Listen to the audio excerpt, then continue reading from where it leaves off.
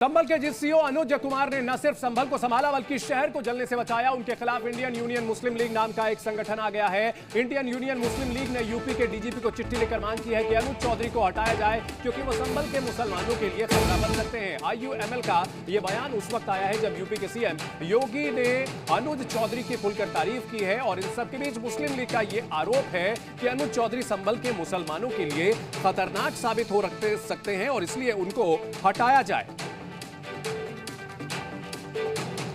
अनुज चौधरी का वो बयान काफी सुर्खियों में रहा था जिसमें उन्होंने ये कहा था कि जो मुस्लिम हैं वो नमाज थोड़ी देर से अदा करें और साथ ही साथ होली के दौरान वो ना निकलें।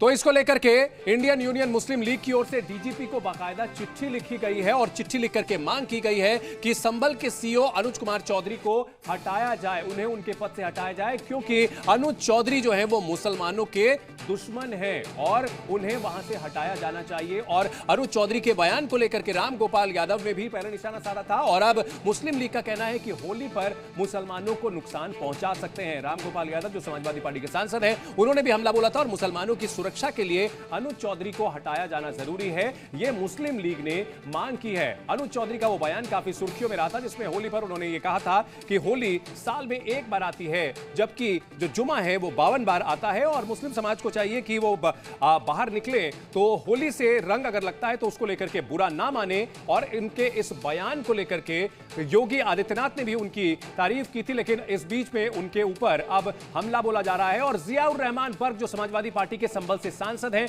उन्होंने सीओ अनुज चौधरी पर एक्शन की मांग की है। मुसलमानों को डराने की कोशिश हो रही है, यह आरोप जियाउर रहमान बर्क ने लगाया है।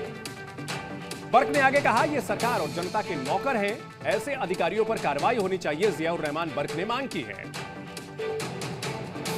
हमारे मुस्लिम समाज को चेतावनी दी गई है। मैं अफसोस करता हूं कि अधिकारियों का काम लोगों को डराने धमकाने का नहीं बल्कि उनका वो सरकार के नौकर हैं और जनता के भी नौकर हैं, तो इसलिए उनकी जिम्मेदारी बनती है कि उन लोगों की सेवा करें और लोगों में भाईचारा कायम होना चाहिए, इंसाफ मिलना चाहिए और अगर कोई त्यौहार आपस में है तो सुकून के साथ में होने चाहिए। लेकिन इस प्रकार की शब्द कहना मैं कड़े शब्दों के अंदर उनकी निंदा करता हूँ।